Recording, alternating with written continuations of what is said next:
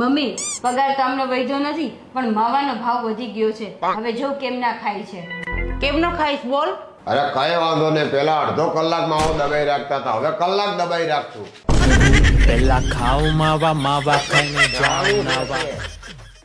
મારી માની સોગન તારાથી જીવનમાં એવો કંટાળ્યો છું ને કે મને ખરેખર ધણી અને ગધેડામાં કોઈ ફરક નહીં દેખાતો. મમ્મી તમને કોઈ ફરક દેખાય તો મને કોણ? લે ઘણોય ફરક. ધણી ગધેડો બની શકે પણ ગધેડો કોઈથી ધણી બને?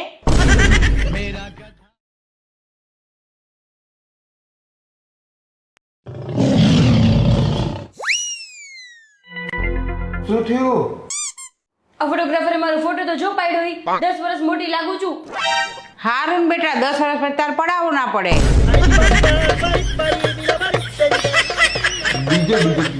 ફોટોગ્રાફર ગોદી આપે છે. વિજયભાઈ, એક સવાલ છે કે પત્નીના અને માના આંસુ ટપકતા હોય તો એની અસર તમારા પર કેવી થાય? માના આંસુ ટપકતા હોય તો એની અસર મારા દિલ પર થાય, અને પત્નીના આંસુ ટપકતા હોય તો એની અસર શોપિંગના બિલ પર થાય.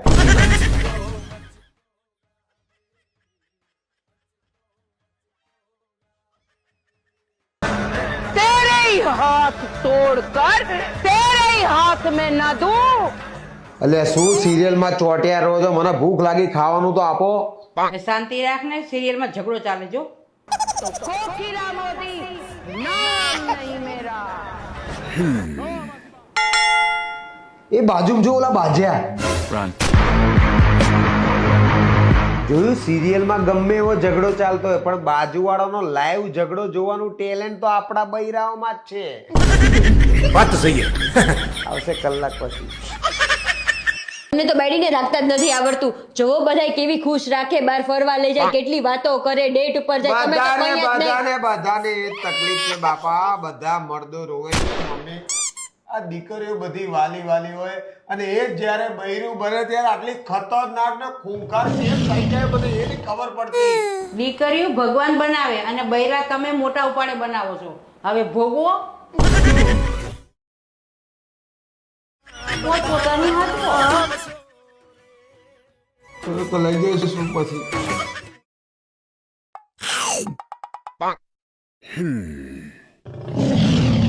મમ્મી અમને ક્યું ને ઊંધા હાથે ખાઈ છે. અલે આ ઊંધા હાથથી ના ખવાય, ઊંધા હાથથી ખાય ને બધું રાક્ષસે પહોંચે.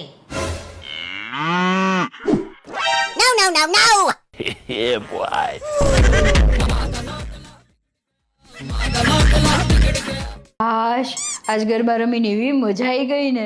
હે તો આપણા દાંડિયા મોંઘામાં લાયા હતા, એ તો તું નથી લઈ આવી. એ તો હું આમના માટે લાવી હતી.